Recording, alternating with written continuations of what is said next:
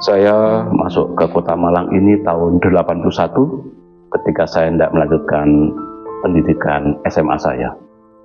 Kalau hari libur, hari Minggu saya sering keliling Kota Malang sendirian dengan naik sepeda. Suatu saat saya lewat di sebuah jalan, saya sudah memilih di jalur kiri, tetapi orang-orang yang berpapasan dengan saya tidak peduli dengan saya, bahkan ada orang yang hendak menabrak saya.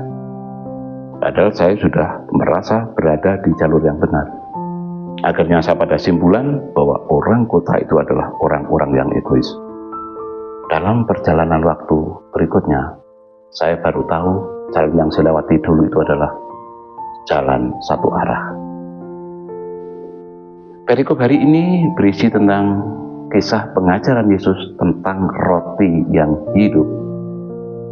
Yesus ingin mengajarkan tentang konsep anak domba Paskah, supaya orang yang memakan daging anak domba itu terbebas dari maut.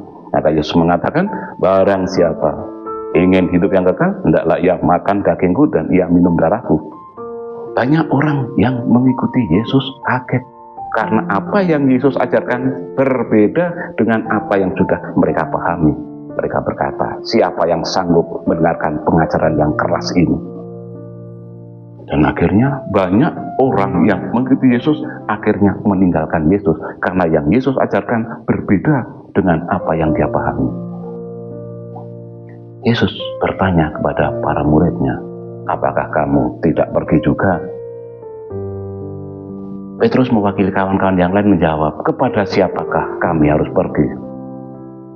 Kami tahu bahwa perkataanmu adalah perkataan hidup yang kekal, dan kami telah percaya dan tahu bahwa engkau adalah yang kudus dari Allah.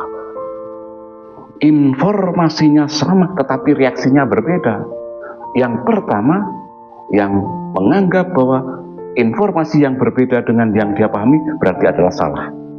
Tetapi Petrus dan kawan-kawan membuka hati dan berusaha menjalin relasi yang bagus dengan Yesus, sehingga ketika banyak informasi yang berbeda, Petrus bisa menerimanya.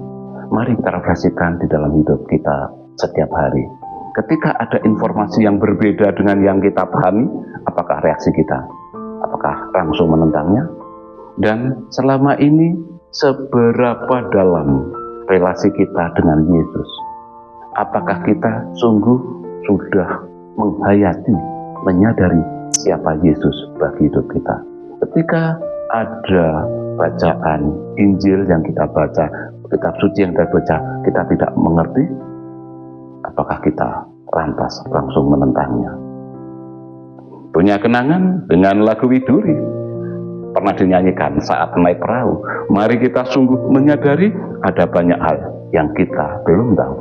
Dan akhirnya kembali saya katakan, salam bicara kasih.